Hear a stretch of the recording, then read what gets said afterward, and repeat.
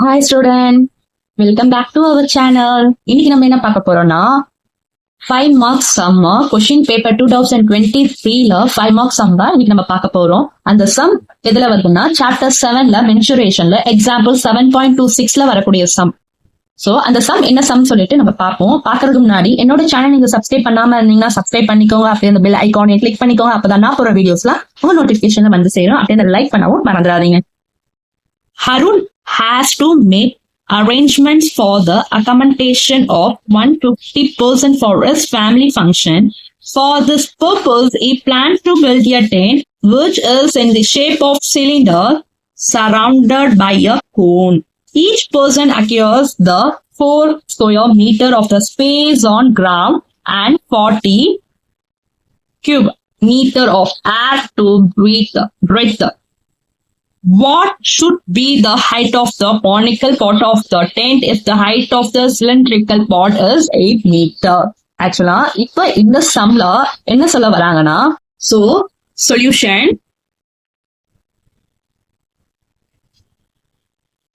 let h1 அதாவது height 1 height of the cylinder சிலிண்டரோட height நம்ம எப்படி எடுத்துக்கிறோம்னா h1 சொல்லிட்டு எடுத்துக்கிறோம். So height of cylinder h2 height of the cone. Next area for one person. So ஒரு பர்சன் வந்து தங்குவதற்கு எத்தனை ஸ்கொயர் மீட்டர் ஆகும்னா 4 ஸ்கொயர் மீட்டர் ஆகும். சோ எழுதிக்கோங்க area for one person 4 square meter. ஆனா அவன் எத்தனை பேருக்கு அந்த கூடாரம் அமைக்கிறான், தங்குறதுக்கு எத்தனை பேருக்கு அமைக்கிறான்னா 150 பேருக்கு, அதாவது 150 மெம்பர்ஸ் பர்சனுக்கு அமைக்கிறான். சோ இப்ப எழுதுங்க டோட்டல் நம்பர் ஆஃப் பர்சன்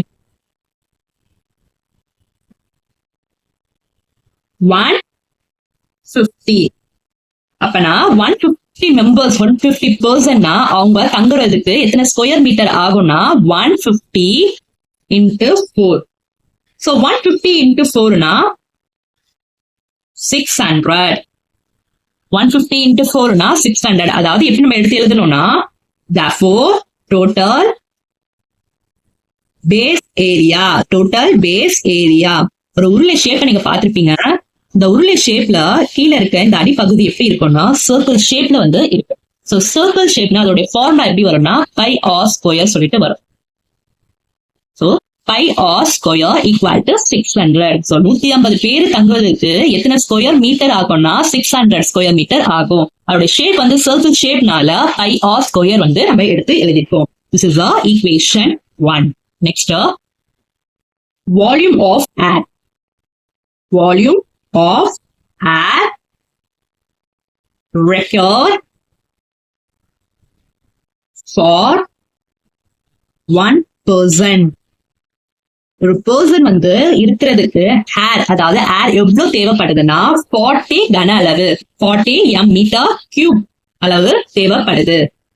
அப்படின்னா 150 பேர் வந்து தங்குறதுக்கு எத்தனை வால்யூம் ஆஃப் ஏர் தேவைப்படும் அப்படின்னு சொல்லிட்டு நம்ம எடுத்து எழுதணும். டோட்டல்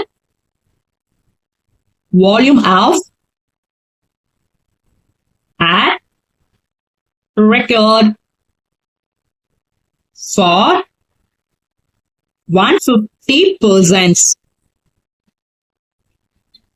இப்போ 150 பர்சன்னா ஒரு ஆள் இருக்கிறதுக்கு 40னா அப்ப 150 பர்சன் அப்படின்னு சொல்லும் பொழுது 150 into 40. அப்பனா உங்களுக்கு என்ன கிடைக்கும் 6000 மீட்டர் கியூப். சோ நம்ம இப்ப என்ன கண்டுபிடிக்க போறோம்னா ஹைட் ஆஃப் த கோன் வந்து கண்டுபிடிக்க போறோம். ஒரு கூடாரத்தை நீங்க பார்த்திருப்பீங்க, சிலிண்டரும் இருக்கு கோனும் இருக்கு.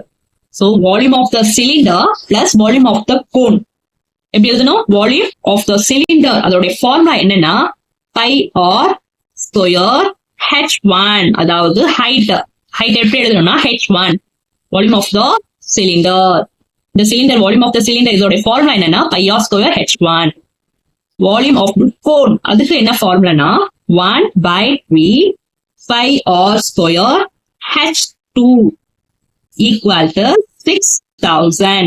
So 6000 அளவுக்கு காற்று தேவைப்படுது. அதாவது கன அளவு காற்று 6000 கன அளவு காற்று தேவைப்படுது 150 மெம்பர்ஸ்க்கு.